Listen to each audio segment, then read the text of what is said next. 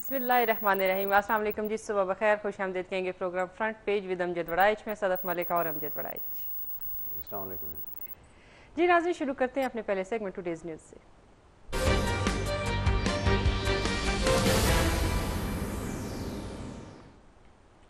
जी वड़ाइच साहब, 35 खरब 91 अरब का वफाकी बजट, 1691 अरब का खसारा, वसूली का हदफ 3420 अरब, सूबों को 15 खरब मिलेंगे, तनख्वाहें नहीं बढ़ाएंगी। कि ये कौन सा, ये अखबार का नाम तो नहीं लेते? 1691 अरब का नहीं अखबार का नाम वैसे। चले मैं तो कुछ ये पॉइंट आउट करने लगा था, कुछ गलत बात, गलत रिपोर्टिंग। चलें ठीक है, जो हो गया। लेकिन यह है कि बहरहाल बजट जो है वो एक तो यह है कि पहला राइजिंग पाकिस्तान का पहला बजट है। राइजिंग पाकिस्तान जो है मियां नवाज शरीफ साहब की थीम उन्होंने दी है। देखिए सबसे पहले बजट को देखने के लिए हमें ये देखना होगा कि क्या ये अवामी उमंगों का तर्जुमान है या नहीं, क्या अवामी उमंगों का तर्जुमान है। बिल्कुल, आज हमने क्वेश्चन भी पुट किया है और हम व्यूअर्स को इनवाइट करेंगे कि वो इस पे अपने कमेंट्स दें, वो तबसरा करें, वो क्या फील करते हैं अपने लिए इस बजट में, क्या उनको वो कुछ मिला है जिसके लिए उन्होंने वोट दिया था। चूंकि ये इलेक्शन जो है पाकिस्तान के 2013 के इलेक्शन इकोनॉमिक एजेंडे पे हुए थे, बड़ा क्लियर बात है, इसमें कोई इलेक्टेबल्स का चक्कर नहीं था एज सच मेजर, कोई और इस तरह की बाकी जो आइडियालॉजीज है सारी, लोग मिजरीज उनको फेस कर रहे थे, पिसे हुए थे, बहुत ज्यादा तवानाई का इशू है और रोजगार का इशू था, महंगाई का इशू था, परचेजिंग पावर उनका इशू था।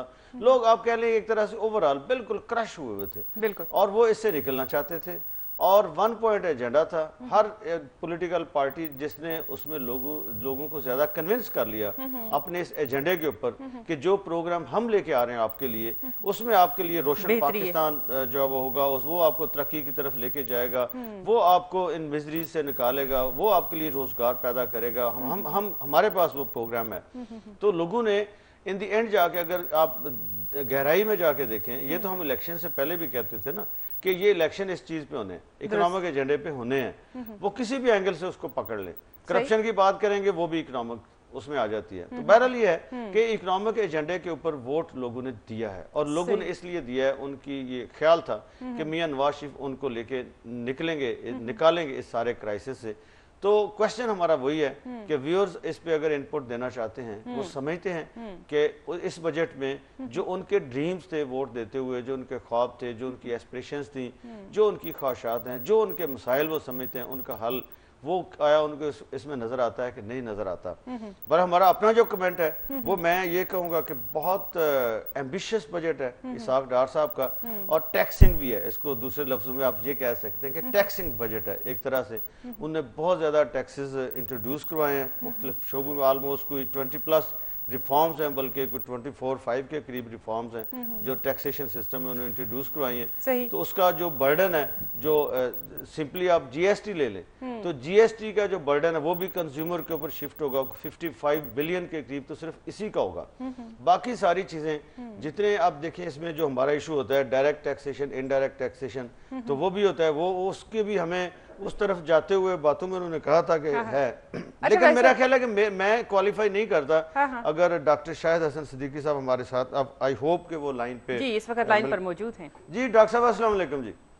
जी वालेकुम अस्सलाम। डॉक्टर साहब सारी आपके 1-2 मिनट मैंने ले लिए, मुझे वो कन्वे नहीं हो सका कि आप लाइन पे आ गए हैं, तो वो मैं मुस्तफीज हो रहा था आपकी बात, इधर उधर की बातें मैं मार रहा था, आपके होते हुए तो हमारी बातें इधर उधर की होती हैं। मुस्तफीज हो रहा था आपसे।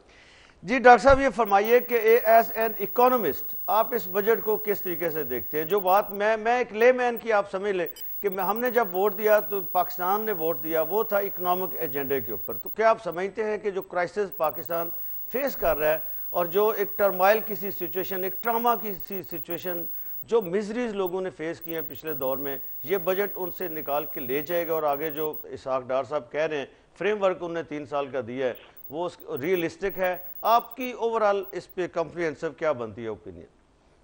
शुक्रिया। मैं ये समझता हूँ कि ये एक रिवायती बजट है, वडेरा शाही कल्चर पर मबनी बजट है, IMF की शराइत पर मबनी बजट है। ये मुल्क की तेज रफ्तार तरक्की में मुआवनत साबित नहीं होगा। इसमें टैक्सों की वसूली का जो हदफ है वो मायूस कुन हद तक है। ये पाकिस्तान बदस्तूर टैक्स चोरों की जन्नत रहेगा। जिन ताकतवर तबकों पर टैक्स नहीं लगाया गया وہ بدستور مزے اڑاتے رہیں گے، اور پاکستان میں لوٹی ہوئی دولت اور ٹیکس کی چوری کی جو دولت ہے وہ قانونی طریقے سے جائز بنانے کے طریقے بدستور برقرار رکھے گئے ہیں۔ چنانچہ یہ پوری ذمہ داری کے ساتھ یہ کہا جا سکتا ہے، اور یہ وقت آنے کے ساتھ جو ہے وہ ثابت ہوگا کہ یہ بجٹ وہ جو تباہی پچھلی حکومت معیشت میں کر کے گئی تھی اس میں کوئی تیز رفتار بہتری لانے کی صلاحیت نہیں رکھتا۔ البتہ جس طریقے سے کئی دہائیوں سے ہوتا آیا ہے کہ جی عوام سے کہا جاتا ہے کہ آپ قربانی دیں تو آگے ایک مستقبل آپ کا منتظر ہے، تو ہم نے دیکھا کہ جو ہے جی ایس ٹی جو ہے وہ پھر بڑھا دیا گیا 16 سے 7%، اور چینی جیسی اشیاء کے جو غریب آدمی سالن دال افورڈ نہیں کر سکتے وہ چینی ڈال کے چائے بنا کے اس سے روٹی کھاتے تھے، وہ چینی بھی آپ نے مہنگی کر دی۔ تو ایک بنیادی سوال جو ہر پاکستانی کو جو ہے وہ دیکھنا ہے کہ ہم نے جو ٹیکسوں کی وصولی کا ہدف رکھا ہے وہ 2475 ارب ہے، اور پچھلے سال جو تھا وہ 2380 ارب تھا، تو یہ تو 90 ارب کا اضافہ ہے۔ تو آپ اس طرح سے دیکھیں بالکل کامن عام آدمی سمجھ سکے گا کہ ہماری جو افراط زر ہے وہ 9.5% رہے گا، اور معیشت گرو کر رہی ہے 4.5%، تو 14% تو آٹومیٹیکلی اضافہ ہو جائے گا۔ جو پچھلے سال کا بجٹ تھا یا جو حاصل ہوا ہوگا وہ اگر ہے تقریباً 2050 ارب روپے، تو 14% تو خود بخود ٹیکس بڑھ جائے گا افراط زر بڑھنے سے اور جی ڈی پی بڑھنے سے، اور 200 ارب کے زیادہ آپ نے ٹیکس لگائے، تو اس کا تو مطلب یہ کہ ٹیکسوں کی وصولی جو ہے وہ کم ہوگی، اور یہی چیز عوام کے اوپر جو ہے وہ بوجھ پڑے گی اور معیشت کو سست کرے گی۔ تو میں تو سمجھتا ہوں گا کہ صرف ڈاکٹر صاحب کے فیور میں جو بات جاتی ہے یہ ہے کہ ان کو وقت نہیں ملا کہ وہ ایف بی آر میں چالاکی سے جو ڈال دی تھی شرائط، تو وہ ان کو صحیح طریقے سے جج نہیں کر سکے۔ نہیں ڈاکٹر صاحب، اس میں جو میں ایک بات کہنا چاہوں گا کہ جو مسلم لیگ نون کا منشور تھا جس کی بنیاد پر یہ منتخب ہوئے تھے، اس کو انہوں نے ٹوٹل جو ہے اس کا قیمہ بنا دیا ہے، اور وہ جو اہم ترین باتیں تھیں بجٹ یہ اس کے خلاف ہے، یہ میں بات ذمہ داری کے ساتھ کہہ رہا ہوں، اس کو نظر انداز نہیں کرنا چاہیے تھا، اس کی روشنی میں بجٹ بناتے جس کو ہم نے سپورٹ کیا تھا، تو یہ بجٹ بہت اچھا بنتا جس سے عام آدمی کو بھی فائدہ ہوتا اور معیشت بھی ترقی کرتی، مگر ایسا نہیں ہوا۔ اچھا ڈاکٹر صاحب، ایک مجھے یہ بتائیے کہ اسحاق ڈار صاحب جب 11 مئی کو الیکشنز ہوئے تو اس کے بعد جو خبریں ہمیں ملی، یا پریکٹیکلی آپ نے بھی دیکھا، سب کو پتہ ہے کہ انہوں نے پرائم منسٹر کے عہد سے بھی 2-3 ہفتے پہلے اور انہوں نے پریکٹیکلی فائنانس منسٹری کو ٹیک اوور کر لیا تھا اور بجٹ وہ بنا رہے تھے، تو اس لحاظ سے تو ان کو جو وقت ملا ہے وہ، اور اس سے پہلے ظاہر ہے جو ایک گورنمنٹ کے جتنے انسٹیٹیوشنز ہیں انہوں نے ایکسرسائز تو کی ہوتی ہے بجٹ کے بارے میں، انہوں نے تو آ کے اس کی نوک پلک درست کرنی ہے اور پرائرٹیز اپنی سیٹ کرنی ہے، اس حساب سے ری ایڈجسٹمنٹس کرنی ہے، تو 3-4 ہفتے کا وقت کیا کافی نہیں ہے کہ ایسے آدمی کے لیے جس نے 4 بجٹ پہلے بھی دے چکا ہو؟ جو دیکھیے محترم، آپ نے بہت ہی اہم نقطہ اٹھا دیا ہے۔ مسئلہ کیا تھا میں آپ کو بتا دوں، اس کے لیے میں نے 2 لفظ استعمال کیے تھے، وڈیرا شاہی کلچر پر مبنی بجٹ۔ بات دراصل یہ ہے کہ ابھی آپ نے دیکھا ہوگا کہ اس میں دہشت گردی کی نقصانات جو میں نے آپ کو عرض کیا تھا پہلے بھی کہ 100 ارب ڈالر ہے، یہ پچھلی حکومت چھپاتی رہی ہے۔ اب جب یہ حکومت آئی تو ان کے سامنے یہ لوگوں نے کہا جی یہ 100 ارب نہیں ہے 125 ارب ہے، تو وہ اسیس نہیں کر سکے تو انہوں نے اس چیپٹر کو اکنامک سروے سے اڑا دیا۔ اب قوم کو ابھی تک نہیں پتا کہ کتنے لاسز ہوئے، نمبر 1۔ دوسرا یہ تھا کہ میں نے ایک نقطہ عرض کیا تھا ابھی آپ کی خدمت میں کہ یہ جو ان کا منشور تھا اس کا انہوں نے قیمہ بنا دیا اور اس کو ڈسٹ بن میں پھینک دیا۔ تو جو سب سے بڑا، میں جب یہ کہتا ہوں کہ ٹائم نہیں مل سکا، اس میں ایک اہم نقطہ یہ ہے کہ جو منشور کے مطابق جو بجٹ بنانا تھا اس کے لیے ان کی ممبران پارلیمنٹ اور کیبنٹ کے ممبر تیار نہیں تھے کہ جناب یہ تو پھر آپ نے امیروں کے اوپر ٹیکس لگا دیا اور ہمارے اوپر ہی ٹیکس لگا دیا، تو ہم اپنے پیر میں کہاڑی کیوں مار رہے ہیں؟ یہ تو 65 سال سے نہیں ہوا، یہ تو عوام پر ٹیکس لگایا جاتا ہے۔ اس کو کنونس کرنے کے لیے ٹائم نہیں تھا، تو انہوں نے پھر یہ کیا کہ جھگڑا نہ بڑھے، عوام کے اوپر ٹیکس لگا کے بات کو آگے چلا دیا۔ یہ میرا مطلب تھا۔ نہیں ڈاکٹر صاحب، یہ دیکھیں ایک جب بجٹ آتا ہے جتنے بھی گورنمنٹ امپلائیز ہیں خاص طور پہ ان کی بڑی ایک شدید وہ دیکھ رہے ہوتے ہیں بجٹ کی طرف کہ ہمارے لیے بھی اس میں کچھ ملے گا، اور یہ جو ہمیں خبریں ملی ہیں وہ یہ ہیں کہ جب انہوں نے کیبنٹ میں بجٹ پیش کیا تو پرائم منسٹر اور فائنانس منسٹر کے علاوہ باقی ساری کیبنٹ جو ہے اس پہ بالکل ایسے جیسے وہ خاموشی چھا گئی اور کسی نے کوئی ریئیکٹ نہیں کیا۔ جب اس چیز کے اوپر جو ہے وہ 1 مین شو یا 2 مین شو وہ ہوتا ہے اور وہ سارے لوگ باقی جو ہے اس کو انڈورس کر دیتے ہیں، تو یہ باقی چیزوں کے اوپر ٹیکس ریفارمز میں جو میرا آپ کا ہم سب کا ایشو یہ ہے کہ عام جو کنزیومر کو برڈن سارا شفٹ کر دیا جاتا ہے، بجائے اس کے کہ وہ لوگ جو آلریڈی ویلدی ہیں جن کے پاس پیسہ ہے ان کو ٹیکس لگایا نہیں جاتا۔ تو اس پہ پھر کیا ان کو پرابلم تھی؟ ان کو پتا تو یہ بڑی سمپل سا بات ہے، آپ بھی کہتے ہیں، بہت سے اکانومسٹ کہتے ہیں، وہ خود بھی اپنے آپ کو کہتے ہیں میں بہت بڑا اکانومسٹ ہوں، تو کیا پرابلم ہے ان کو یہ چیز جو ہے، یہ ٹیکس جو ہے ڈائریکٹ ٹیکسیشن میں اور بڑے لوگوں کو ٹیکس نیٹ میں لانے کے لیے؟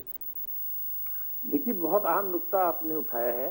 مسئلہ جو ہمارا کئی دہائیوں سے چل رہا ہے وہ یہی ہے کہ پاکستان کے جو طاقتور طبقے ہیں، وڈیرے ہیں، پراپرٹی کا مافیا ہے، جو اسٹاک ایکسچینج میں ڈیل کرتے ہیں وہ لوگ ہیں، تو اور بہت سے تاجر اور صنعت کار ہیں. 6,000 ارب روپیہ سالانہ یا تو ٹیکس کی چوری ہو رہی ہے یا ٹیکس کی جو ہے کم وصولی ہو رہی ہے. نمبر 1. 23,000 ارب روپے کا 6,000 ارب. میں ڈاکٹر صاحب چاہتا ہوں ہمارے ویورز رجسٹر کر لیں یہ فگر، آپ 6,000 ارب ٹیکس چوری ہوتی ہے یا پھر وہ جو ہے وہ نہیں ملتا گورنمنٹ کو.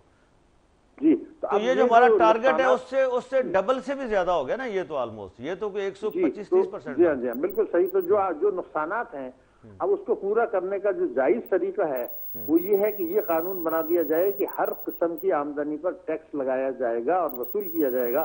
تو یہ جو طاقتور 4-5 لاکھ افراد ہیں پاکستان کے جن کے درمیان آپس میں گٹھ جوڑ ہے اور وہ کبھی بھی ایسا بجٹ نہیں چاہتے جس کو منصفانہ طریقے پر وضع کیا گیا ہے، تو وہی دوبارہ پریویل کر گئے ہیں اور وہی پاکستان ٹیکس چوروں کی جنت ہے، کالے دھن رکھنے والوں کی جنت بدستور رہے گا. اور یہ طاقتور طبقے کبھی بھی یہ ہے پوری کوشش کریں گے، آپس میں ان کا گٹھ جوڑ ہے جس میں سول ملٹری بیوروکریسی بھی ہے، جس کے اندر پولیٹیشنز بھی ہیں، جس کے اندر ممبران پارلیمنٹ بھی ہیں، جس کے اندر صنعت کار، تاجر، وڈیرے اور آپ کے اسٹاک ایکسچینج والے اور قومی دولت لوٹنے والے، ان کا گٹھ جوڑ ہے. اور کوئی جتنی بھی پالیسیاں بنتی ہیں عملی طور پر پیپر پر نہیں، وہ سب ان کی مرضی سے بنتی ہیں. اور وہ جو اربوں روپے، کئی ہزار ارب روپے یہ سالانہ ناجائز کماتے ہیں، یہ اس کو رستے کو بند نہیں کرنا چاہتے اور منشور بھی ہے، اس کو روک نہیں سکا. جیسے میں نے آپ سے کہا کہ بالکل اس منشور کے یہ متصادم بجٹ ہے جو مسلم لیگ نون نے 2013 میں پیش کیا تھا، جس کی بنیاد پر وہ جیتے تھے، اور یہی پاکستان کی مسائل کی جڑ ہے اور اس کو یہ ہرڈل کراس نہیں کر سکے اور انہوں نے سرنڈر کر دیا. اچھا ڈاکٹر صاحب ایک مجھے بتائیں، ایک بڑا ایشو ہے کہ ٹیکس نیٹ کی ایکسپینشن، یہ ہمارا بہت بڑا ایشو ہے کہ 1% سے بھی کم لوگ ہیں جو ٹیکس نیٹ میں ہیں آلریڈی، اور گورنمنٹ سکسیسو گورنمنٹس ہمیشہ اس پہ فیلئر ہے ان کا بہت بڑا کہ وہ مزید لوگوں کو ٹیکس نیٹ میں نہیں لا رہے ہوتے. ابھی یہ جو ایف بی آر نے ایکسرسائز بھی کی تھی، پچھلے جب چیئرمین تھے انہوں نے ایک ایکسرسائز کی کہ وہ لوگ جن کے پاس 3-3 4-4 گاڑیاں ہیں، فارن ٹریولنگ ہے، ان کی بہت سی ایسی چیزیں ہیں جیسے وہ پکڑے جا سکتے ہیں، پتہ ہے کہ یہ جو ہیں یہ لوگ ان کی بہت لیوش سپینڈنگ ہے، تو ان کو وہ ٹیکس نیٹ میں نہیں ہے. تو اس کے اوپر اس بجٹ میں بھی ہمیں کچھ ایسا نظر نہیں آتا کہ ان لوگوں کو ٹیکس نیٹ میں لانے کے لیے کیا کیا گیا ہو. یہ بڑا اہم نقطہ آپ نے اٹھایا ہے. پہلے میں آپ کو عرض کر دوں کہ یہ بھی مسلم نون کے منشور میں شامل تھا کہ ہم ٹیکس دہندگان کا دائرہ وسیع کریں گے اور اس کے لیے آئی ٹی ڈیٹا بیس کو استعمال کریں گے. یہ ورڈ منشور کے ہیں جو آپ نے بھی فرمائے. اب میرا نقطہ یہ ہے کہ آپ کے بھی علم میں ہے، ناظرین کے علم میں بھی ہے کہ 39 لاکھ 3.9 ملین افراد کے اسیٹس کی ڈیٹیل ان کے پاس، حکومت کے پاس موجود ہے، آلریڈی موجود ہے، اور جس پر یہ کہا جاتا ہے کہ ہم ٹیکس لیں گے تو ان کو اپنا انکم ٹیکس کے دائرے میں لانے کی بات کی. تو سوال یہ ہے کہ جب آپ کو یہ پتا ہے کہ جو 39 لاکھ افراد ایسے ہیں جن کے پاس مکانات ہیں، جن کے پاس بنگلے ہیں، پراپرٹیز ہیں، بینکوں کے ڈپازٹس ہیں، نیشنل سیونگز میں انہوں نے پیسہ جمع کیا ہے اور ان کے پاس گاڑیاں بھی ہیں اور قومی بچت اسکیموں میں بھی ہے، کئی ہزار ارب روپیہ ہے جو اس آمدنی سے بنایا گیا جس پر ٹیکس نہیں لیا گیا. ایک تو ان کو اب وہ ٹیکس نیٹ سے باہر ہیں. 39 لاکھ آدمی، جیسے ابھی آپ نے کہا کہ 1% سے بھی کم، یعنی 15 لاکھ آدمی انکم ٹیکس ریٹرن دیتے ہیں. تو اگر کچھ بھی نہیں کرتے ان 39 لاکھ آدمیوں کو آپ کہتے ہیں کہ ہم ٹیکس نیٹ میں لائیں گے اور جس آمدنی سے یہ اثاثے بنائے گئے تھے اس پر ٹیکس نہیں لیا، اگر اس پر ٹیکس وصول کر لیں تو 1,000 ارب روپیہ تو خود بخود آپ کو اضافی مل جائے گا.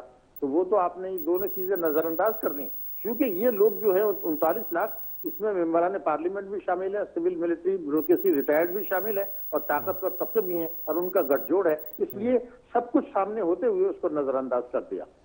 اچھا ڈاکٹر صاحب، سارے کا حل جو ہے وہ ڈھونڈا ہے اسحاق ڈار صاحب نے آئی ایم ایف کے پاس، اور وہ کہتے ہیں کہ ہمارے ڈیولپمنٹ پارٹنرز، نام انہوں نے بڑا اچھا دے دیا ہے ویسے ان کو، کہ وہ جو ہیں اور ان کے کنسرنز ہیں وہ خود ایڈمٹ کر رہے ہیں کہ ان کو انکارپوریٹ بھی ہم کریں گے. وہ کہتے ہیں جو ان کا رائٹ ہے. تو دیٹ مینس کہ جو اس میں لیوریج ہے آئی ایم ایف کا اور دوسرے انسٹیٹیوشنز کا ڈیسیژن میکنگ میں، فائنانشل اور ساری اس میں، وہ تو بہت ڈومیننس جب ہوگی تو کہاں گئے وہ مینیفیسٹوز, کہاں گئی لوگوں کے ایسپریشنز, کہاں گئے لوگوں کے خواب, اور کہاں گیا وہ انڈیپینڈنٹ پاکستان جو سر اٹھا کے چلے گا پوری دنیا میں, جس کا وہ عزت اور وقار بحال ہونے. دیکھیے میں عرض کر دوں آپ سے کہ بالکل صحیح آپ کے جملے ہیں, جس طرح ہم محب وطن پاکستانی کی جملے ہیں, اور ہم لوگ یہی بات کر رہے ہیں کہ مینیفیسٹو کو تو انہوں نے بالکل پس سے پش ڈال دیا, اور آئی ایم ایف کی شرائط جو ہے اس پر پابندی کر رہے ہیں. اس سے پہلے اسحاق ڈار صاحب نے ایک جملہ کہا جو کہ ہم سناٹے میں آ گئے کہ پچھلے قرضوں کی ادائیگی کے لیے نئے قرضے لینے میں کوئی حرج نہیں ہے. جناب قرضے تو لیے جاتے ہیں معیشت کی ترقی کے لیے, پچھلے پیسے ہم کھا گئے اور اب نئے قرضے اس لیے لیتے ہیں کہ آئی ایم ایف کا پچھلا قرضہ اتار رہے ہیں. تو یہ تو سوچ ہم نے اپنی پروفیشنل لائف میں جو ہے کبھی نہیں سنی کہ یہ کوئی اچھی بات ہے. یہ تو ایک مطلب خودکشی کی بات ہے. تو آئی ایم ایف کی شرائط انہوں نے مانی ہے, اور اس کے میں جملے بتا دوں آپ کو. جو نواز شریف صاحب جب پہلے وزیر اعظم پچھلے دور میں تھے 97 میں, تو انہوں نے یہ کہا تھا کہ آئی ایم ایف کی شرائط کی وجہ سے ہمیں بجٹ بنانے کی آزادی نہیں ہے. انہوں نے یہ بھی کہا تھا کہ آئی ایم ایف ہم سے کہتا ہے کہ غریب کے منہ سے نوالا چھین لو, تو ہم یہ بے رحمی کرنے پر مجبور ہوتے ہیں. اور یہی دونوں بیرونی اور بجٹ بنانے کی آزادی انہوں نے آئی ایم ایف کے آگے سرنڈر کر دی. جی ڈاکٹر صاحب بالکل واضح ہے جو آپ فرما رہے ہیں. جی ڈاکٹر صاحب بہت شکریہ, تھینک یو ویری مچ جی. 97 کی میاں نواز شریف کی آج اسحاق ڈار کی باتوں میں بہت تضاد ڈاکٹر صاحب نے پوائنٹ آؤٹ کیا. بریک جی, بریک کے بعد دوبارہ آتے ہیں اور بجٹ پہ بات کریں گے.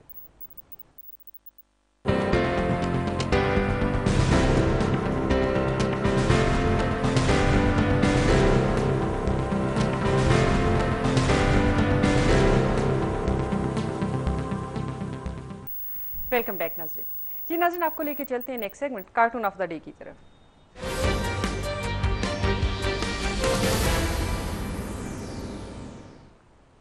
جی وڈائی صاحب.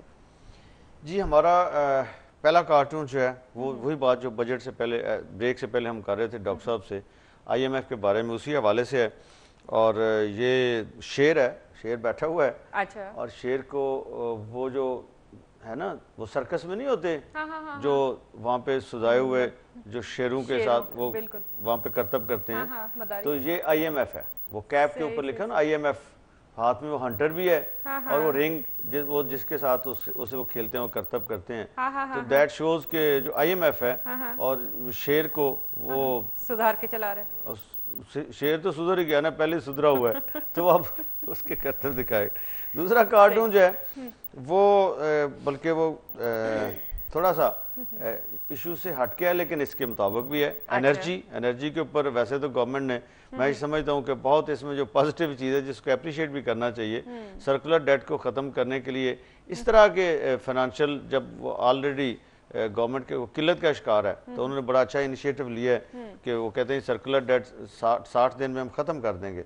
تو اس حوالے سے یہ کارٹون 2-3 دن پہلے جو واقعہ ہوا فیصل آباد میں, پرسوں بلکہ ہوا نا یہ واقعات, تو وہاں پہ جس طریقے سے پولیس نے لاٹھی چارج کیا, لوگ جو بجلی کے لیے ریلیف مانگ رہے تھے پاور شارٹیج میں, تو جو ان کے ساتھ ہوئی وہ اس میں صورتحال بیان کی. جتنے وہ گری نیچے آپ کو لکھی ہوئی چیزیں لگتی ہیں نا پلے کارڈز, اس میں یہی ہے, لوگ جو ہیں وہ کہہ رہے ہیں اینڈ لوڈ شیڈنگ, وہ بجلی کی وہ ڈیمانڈ کر رہے ہیں, اس کا مطالبہ کر رہے ہیں. تو پولیس نے ان کے ساتھ جو کیا ہے وہ یہاں پہ نظر آ رہا ہے, وہی تصویر نظر آ رہی ہے کہ وہ جیسے ہوتے ہیں نا پنجابی میں کہتے ہیں کہ اور چپو کرنے, یہ اور منگو بجلی.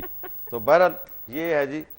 تو آگے اگین بجٹ کے اوپر کارٹونز ہیں. پہلے کہ اگلے کارٹون کی طرف چلیں, کالر ہمارے ساتھ لائن پر موجود. جی کالر ہمارے ساتھ ہیں اور ہمیں بتائیں گے کہ کیا یہ بجٹ ان کی امنگوں کا ترجمان ہے. آج کا کویشچن ہمارا یہ ہے کہ کیا بجٹ آپ کی امنگوں کا ترجمان ہے. چلیے جی, السلام علیکم.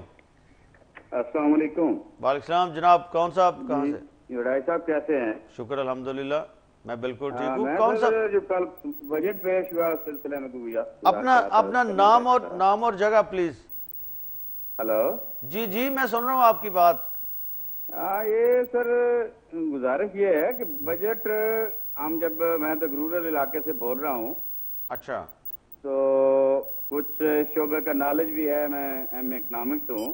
جی یہ ٹوٹل غریب کے اگینسٹ یہ غریب کچھ بجٹ سمجھتے ہیں. ٹھیک ہے. تو میں نے تو بجٹ ان کے وہ 1990 کی دہائی والے بھی سن رکھے ہیں. جی تو غالباً یہی ہوتے تھے ان کے وزیر خزانہ بھی, کچھ عرصہ شاید عزیز رہے, یہ رہے. جی تو یہ اب 15 سال 1.5 دہائی ہو گئی ہے، دنیا کہاں سے کہاں چلی گئی، ان کا وہ پیٹرن ایک ہے، کوئی نیا بھی ہے، ان کو نیا صدی بدل گئی ہے، کوئی سلسلہ نہیں ہے. ٹھیک ہے. اس میں کوئی سرمایہ کاری تو کیا ہونی ہے، رہی ہے انڈسٹری جو ہمارے ملک میں بچی ہے اس کے لیے کچھ نہیں ہے. میں یہ انڈسٹری کے بارے میں کچھ کہنا چاہتا تھا. اچھا، اس کے لیے انڈسٹری کے لیے بھی آپ سمجھتے کوئی انیشیٹو نہیں ہے؟ اور جو 90s کی دہائی والا اس کی نئی انویسٹمنٹ ہے نا، کہ نئی کوئی انسینٹیو ہو، نئی انویسٹمنٹ ہے، وہ تو کیا آنی ہے، پرانی فلائٹ آف کیپٹل ہو رہا ہے ملک سے. ٹھیک ہے. اس کی ریوائیول بحالی کے لیے بھی خاص انسینٹیو نظر نہیں آتا بجٹ میں. ٹھیک ہے. اسی طرح ہمارے زرعی شعبے کے لیے جی خاص ہمارا ملک اس کا جس کا ٹوٹل انحصار ہو 60-70% زراعت پہ، جی اس کے لیے ذمہ دار کو کھاد مہنگی ہے، کوئی نہیں کہ اس کے کیا ہوگا، باقی انپوٹس ہیں پیسٹی سائڈ وغیرہ، یا ذمہ دار کے لیے ساتھ انڈیا میں بجلی بڑی کئی کہتے ہیں فری یا سبسڈی ریٹ سبسڈائز ریٹ پہ مل رہی ہے. جی کچھ نہیں کیا گیا کہ زراعت ہماری کا کیا ہوگا. اس طرح ہمارا خاص کر ملازمین کا وہ طبقہ جو دیانتدار ہے، وہ سوال ہے کہ وہ کدھر جائے. ٹھیک ہے. ان کو بھی یہ بجٹ میں کوئی اضافہ نہیں ہے کوئی. ٹھیک ہے. چلیے، تھینک یو ویری مچ. بہت شکریہ، انہوں نے بڑا کمپریہنسو کمنٹ کیا ہے. ایک تو انڈسٹری کے والے سے بھی ان کا خیال یہ ہے کہ کوئی ایسا اس میں انسینٹیو نہیں ہے نئی سرمایہ کاری کے لیے. ایگریکلچر شعبے کے حوالے سے بھی وہ کہہ رہے ہیں، ملازمین کے حوالے سے. اور یہ بڑا ویسے ویلڈ کویشچن ہے کہ جو ایماندار آدمی ہے، افسر ہے، وہ کدھر جائے، اس کے لیے کیا اس میں جو ہے نا. چلیں، بہرحال یہ ہے کہ thank you very much G.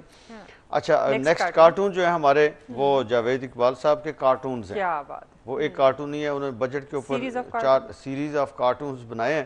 4 cartoons ان کے 1 بائی 1 میں ویورز کو ہم دکھاتے جاتے ہیں، دیکھتے جائیں. بجٹ جو ہے انہوں نے پہلا وہ عوام پنکھا جھیل رہے ہیں، اور 225 ارب روپے جو اس ڈار صاحب نے رکھے ہیں سرکولر ڈیٹ کو ختم کرنے کے لیے، وہ ٹرانسفارمر، موبائل ٹرانسفارمر بنایا ہوا ہے ویسے انرجی سیکٹر کو، تو وہ اس میں پمپ ان ہو رہے ہیں. تو ہوپ فلی ویسے میرا خیال ہے کہ جاوید بھائی وہ مایوس نہیں ہونا چاہیے. 225 یہ اور باقی بھی ملا کے 500 ارب وہ دے رہے ہیں 60 دن میں. تو کچھ صورتحال بہتر ہوگی اس کے نتیجے میں. عوام پنکھے کی بجائے بجلی کا پنکھا، اس کی ہوا ان کو ملے گی. بہرحال دوسرا کارٹون جو ہے جی اس سے آگے جاوید صاحب کا، وہ ریلوے انہوں نے بنائی ہوئی ہے. ریلوے انجن کا ہوتا ہے نا وہ، جو وہ بنایا ہوا ہے. اور وہ خوش بھنگڑے رہا، تھینک یو، فاقوں سے برا حال تھا. تو جو جس طریقے سے بلور صاحب چھوڑ کے گئے ہیں، 31 ارب کا کیک سامنے پڑا ہوا ہے اس کے انجن کے، جو اس کا ہوتا ہے ریلوے کا بجٹ ریسٹوران، اس میں وہ کیک سے گلچھڑے اڑا رہا ہے اور موجیں وہ کر رہا ہے. لیکن اللہ کرے یہ جو معاملہ ریلوے کا کچھ ٹھیک ہو. ڈبل ٹریک کی انہوں نے بات کی ہے ڈار صاحب نے، بڑی ویلڈ بات ہے. بہت میجر پرابلم ہے ڈبل ٹریک پاکستان میں. آج تک دیکھیں انگریز جہاں کے چھوڑ کے گئے تھے، ہم نے ٹریک کم ہی کیا ہے، بڑھایا نہیں اس کو. تو اگر سمپلی یہی ایک کام سنبھال لیں کہ ہم 5 سال میں ڈبل ٹریک کر دیں گے پورے پاکستان میں ریلوے کے، تو اس سے ہی بہت سے مسئلے جو ہیں وہ حل ہونا شروع ہو جائیں گے. چلیں، بہرحال ان کا اگلا کارٹون جو ہے وہ جو بات کر رہے تھے کالر ہمارے حنیف صاحب، یا جو ڈاکٹر صاحب بھی کر رہے تھے ملازمین کے بارے میں. ان کو تو انسینٹیو ملا نہیں ہے. جو ریٹائرڈ ملازمین ہیں ان کو 10% کا وہ ہے ان کے لیے. بہرحال اس میں انسینٹیو ہے، پینشن میں اضافہ ہے. لیکن وہ یہ کہہ رہے ہیں، دیکھیں نا وہ جو جس طریقے سے وہ لگتا ہے کہ لہریں سی وہ دلدل بنائی ہوئی ہے جس میں پینشنرز ہیں پھنسے ہوئے ہیں، مہنگائی دلدل، اور ایک کھونٹی کے ساتھ جو اضافہ ہے 10%، اور وہ چھوٹی سی کھونٹی ہے، وہ اس میں وہ بیچارہ اس کو پکڑنے کی کوشش کر رہا ہے لیکن کھونٹی اس سے دور ہے. دیٹ مینس کہ مہنگائی دلدل سے جو کھونٹی 10% کی ہے وہ اس کو نکال نہیں سکے گی، وہ اس کو نہیں پکڑ سکتا.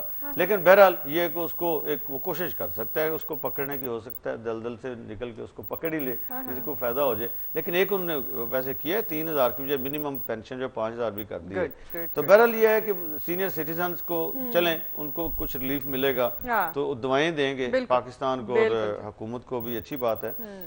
چوتھا کارٹون ان کا جو ہے وہ یہ ہے جی انڈسٹری کے بارے میں. انڈسٹری اور سٹاک ایکسچینج، جو ڈاکٹر صاحب بات کر رہے تھے کہ وہ یہ وہ لوگ ہیں جو 4-5 لاکھ لوگوں جن کی ڈاکٹر صاحب بات کر رہے تھے نا، پاورفل لوگ جو ٹیکس ٹوکس نہیں دیتے، تو ان کا یہ جاوید صاحب کا بھی خیال ہے کہ انڈسٹری والے بھی وکٹری کا نشان بنا رہے ہیں کہ وہ فیکٹری کا آپ کو نظر آ رہا ہے شیڈ شوٹ اور سارا اس کو چمنی بھی اس کی نظر آ رہی ہے، وہ بھی ادھر سے نکل کے وکٹری کا نشان بنا رہے ہیں، اور سٹاک ایکسچینج والے تو بہت ہی خوش ہیں، وہ تو کیا بات ہے، وہ تو بھنگڑے ڈال رہے ہیں اس میں۔ تو یہ تھے آج کے کارٹون جی۔ اچھا بڑائی صاحب، اس سے پہلے کہ نیکسٹ سیگمنٹ کی طرف جائیں، ایک اور کالر ہمارے ساتھ لائن جی، کالرز ہمیں بتائیں گے کیا آج۔ السلام علیکم جی۔ جی السلام علیکم جناب۔ ہلو جناب خواجہ صاحب۔ سر کیسے ہیں؟ جی شکر الحمدللہ، بتائیے کہ کیا۔ میں یہ کہتا ہوں کہ پاکستان کی یہ خوش نصیب، ہلو جی آپ کی آواز آ رہی ہے، آپ کی آواز آ رہی ہے؟ جی۔ اچھا، میں یہ کہتا ہوں کہ پاکستان کی یہ خوش نصیبی ہے کہ یہاں کے وزیر خزانہ یا امپورٹ ہوتے ہیں یا وہ لوگ ہوتے ہیں جن کا تمام سرمایہ اور پلازے دبئی میں ہوتے ہیں، وہ پاکستان کی تقدیر کا فیصلہ کرتے ہیں۔ آپ کے بجٹ میں آپ بولتے ہیں جی 15,000 ارب روپے، میرا سوال میرے بھائی یہ ہے کہ وہ کس نے لوٹا ہے؟ اصل سوال تو یہ ہے، ٹیکس لگانا سوال نہیں ہے۔ تیسری بات، جو 20 کروڑ روپیہ لے کر بیٹھے ہوئے ہیں انویسٹر ہال میں، میرا سوال یہ ہے کہ ان کے پاس 10 سال پہلے 15 سال پہلے کیا تھا؟ یہ جو اسمبلی کے اندر سپریم کہتے ہیں ہم سپریم ہے، ان سے سوال کیوں نہیں کیا جاتا؟ پھر آپ نے بولا کہ آٹا مہنگا، دال مہنگی، گاڑیاں امپورٹ کرائیں گے گیس کی وجہ سے، وہاں پر بیٹری پہ گاڑیاں چلتی ہیں، بھائی اپنے ویکلز کو کیوں نہیں درست کرتے جو یہاں گاڑیاں بنا رہے ہیں؟ پھر آپ بولتے ہیں کہ جی ہم نے وہاں پر ختم کر دیے اخراجات۔ میں کہتا ہوں کہ ان جو آپ کے پرشکو مالات ہیں ان کو یونیورسٹیوں میں تبدیل کرو۔ کیسے اخراجات آپ کم کرو گے؟ ملازمین نکالو گے، بجلی کا بل ختم کرو گے، اسٹینشنری پہ ختم کرو گے، کس پہ ختم کرو گے؟ ان کو آپ نے یونیورسٹیاں بنانا ہوگا، ان کو اسپتالوں میں تبدیل کرنا ہوگا۔ اگر آپ ہمارے عوامی نمائندے ہیں تو آئیے 400 گھر میں آ کے رہیے تو آپ کو پتہ لگے۔ آپ بولتے ہیں جی فیصل آباد میں۔ جی خواجہ صاحب تھینک یو ویری مچ جی۔ خواجہ صاحب کا انپٹ ہمیشہ ہی بڑا اچھا ہوتا ہے، زبردست ہوتا ہے، تو وہ انہوں نے بڑی ساری کمپریہنسو پوائنٹ آف دیا ہے جی۔ ناظرین چلتے ہیں اپنے next segment cartoon of the day کے بعد کیمراز آئے کی طرف۔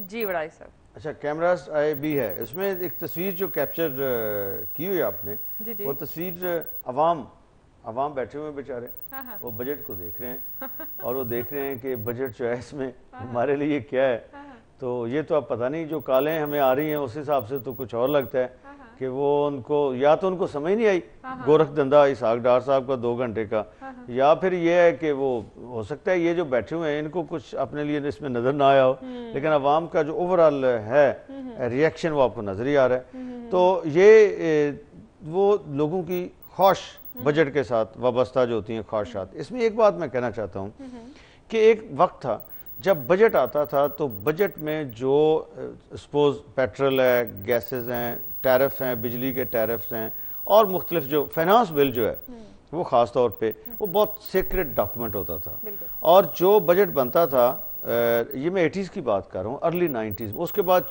چینجز آنا شروع ہوئی اور منی بجٹس آنے شروع ہوئے۔ اس سے پہلے ایک ہی بجٹ ہوتا تھا اور بجٹ کو لوگ اس طریقے سے سنتے تھے کہ بالکل ایک جیسے بہت ہی کوئی مقدس دستاویز ہے جو ریویل ہو رہی ہے ان کے سامنے، اور وہ پورا سال پھر اسی ایک ریٹ جو دے دیا گیا ہے جو اس میں چینج گورنمنٹ نے انٹروڈیوس کروائی ہے وہ اگلے بجٹ تک وہی ہونی ہے، وہ پیٹرول کی قیمتیں ہیں یا کوئی اور کچھ بھی ہے۔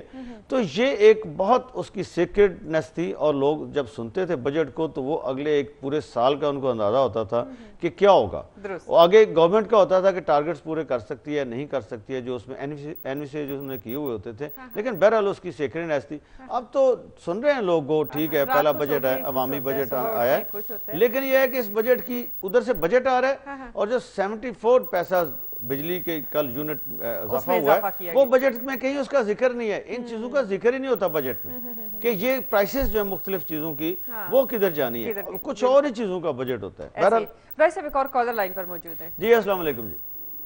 ہیلو جی السلام علیکم۔ السلام علیکم جی، امجد صاحب حسن خورشید بول رہا ہوں جی ملتان سے۔ جناب اصل میں ہمارے ہاں لائٹ بند ہوتی ہے صبح بھی اور شام میں بھی 8 بجے جی، نہ ہم آپ کا پروگرام دیکھ سکتے ہیں، میں تو ویسے ہی کال کر رہا ہوں جی۔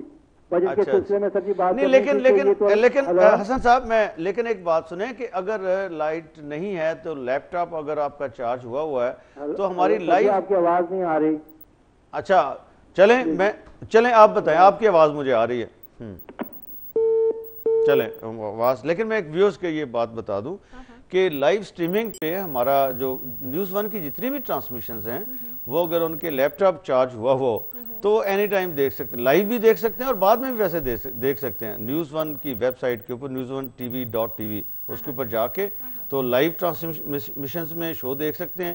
اگر مس کیا ہے کوئی شو تو بعد میں آرکائیوز میں جا کے اس کو دیکھ سکتے ہیں. تو یہ ایک پروین بہرحال نیوز ون کی ویب سائٹ پہ ہمارا جو شو ہے یہ باقی بھی فیس بک کے اوپر بھی ہم کلپ کو کوئی نہ کوئی اپلوڈ تو کرتے ہیں اس دن کی کسی خاص بات کا، لیکن جو مختلف ڈیلی ایموشنز ہے، زیم ٹی وی ہے، ان کے اوپر بھی اویلیبل ہوتا ہے. تو یوٹیوب بھی پراکسی وہ سارے کرتے ہیں گڑبڑ، تو وہ گڑبڑ فرنٹ پیج کی بھی ہوتی ہے، وہاں پہ بھی اویلیبل ہوتے ہیں.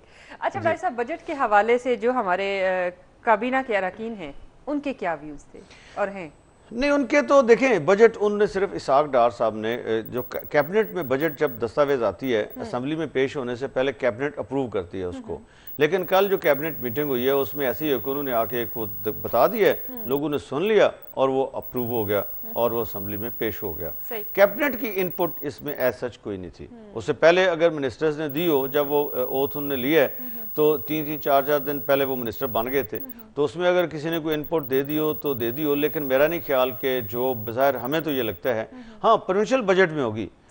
جو پروونشل بجٹس ہیں ان میں منسٹرز، پنجاب کا بھی ہمیں پتہ ہے کہ منسٹرز بڑے بزی ہیں اور وہ اپنے 15 تاریخ تک جو ہے وہ بجٹس اپنے ڈپارٹمنٹس کے ان کو ویٹ کر رہے ہیں اور فائنل اس کو ٹچز دے رہے ہیں مل کے فائنانس ڈپارٹمنٹ کے ساتھ. لیکن وہاں پہ ایسا کسی منسٹر کی آپ کہہ لیں وہ کوئی ان پٹ نہیں تھی.